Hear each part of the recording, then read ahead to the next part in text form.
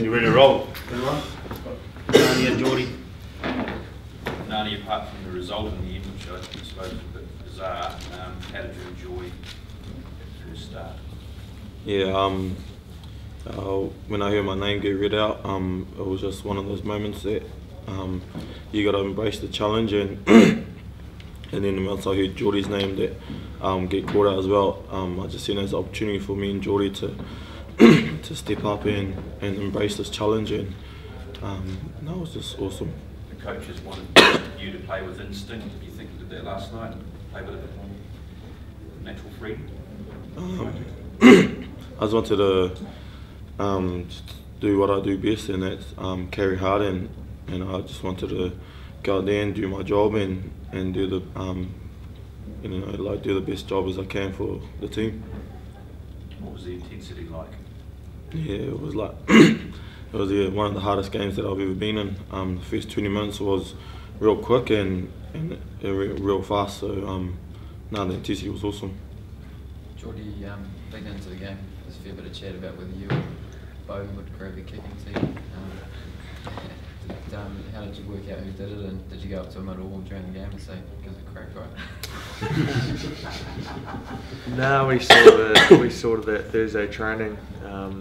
Yeah, we were kicking comp, and yeah, and he's the main kicker anyway in the team. So that's just the way it was, and yeah, he was comfortable in his role last night. So yeah. What does it do for your confidence going ahead in your career to play in a game like that and to play well in a game like that? Yeah, it does give me plenty of confidence. Obviously went into the week, and yeah, there was a bit of doubt. I was very nervous throughout the week, and it's probably the first time in a while I've been that nervous for a game. But once I sort of got my prep right, and yeah, the waiting on Saturday was killing me. So once the whistle went, it was fine. But yeah, a lot of anticipation, plenty of nerves. Ngani, what do you think I guess your main takeaway? What's the biggest thing you've learned from the last 2 weeks of Test rugby? First look at it.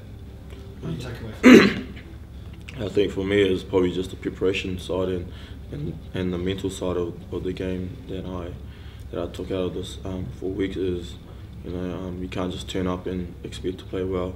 There's processes that you need to take early on in the week to get yourself mentally and physically right. So for me, just taking my preparation seriously and taking little steps to get myself ready for Saturday. Do you feel like you go back to the Canes now a better player? Hopefully.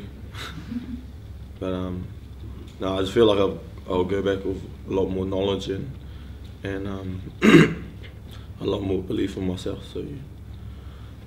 Must be looking forward to having a drop in pressure next Saturday when you face the Crusaders at home. I'm not sure if you could call it that. I think you're just being sarcastic. How is that going to be one of the biggest challenges for both you young men this week? The fact that you come out of what's been obviously a very intensive Test series, now you come into what could be quite a crucial game of Super Rugby that could see you either go to Canberra or possibly over to Cape Town. Have you thought, or has it been discussed amongst the group as to how you have to handle the return to Super Rugby? No, I think it's an exciting step. We're going back there with a group of men who have had 3 or 4 weeks off, and they'll be chomping at the bit to get out on the field. So I see it as an exciting challenge and a good refreshment getting back into camp, seeing guys that want to be there and going into the finals. So it's an exciting time ahead. Is it a blessing to be a fullback sort of when you're in a first big game like that, because you've got no choice but I suppose to be in the middle of the action because the ball is coming your way so often?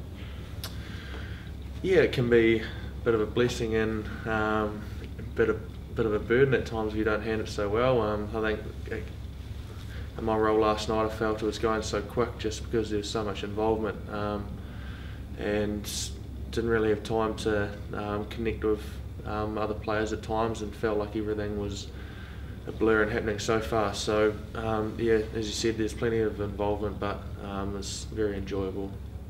Jordie, how close did you get at the end there going for that right corner? Did the eyes light up? Did you think you had the winning try there, or was it never quite on? I haven't even seen the tape, and as I said, it happened pretty quickly, and I got a couple metres out and thought I was in with a good enough chance. Yeah, it's just one of those things. They scrambled pretty well indeed, didn't they, all game? Yeah, they did. They obviously had a lot of will and desire to play well and scramble and play for each other. So, yeah, they certainly did that last night. Jordie, you played a fair bit at 12 during your age grade career. Have you sort of settled on the fact now that you're a fullback, or are you still pretty open to shift around? I'm pretty open to shift around. I just want to be good enough to be able to play both positions or wherever coach wants me to play. So I still like getting in and running in the midfield when I'm back with the Hurricanes at training, and yeah, it's an exciting challenge, learning different roles and just trying to develop my game.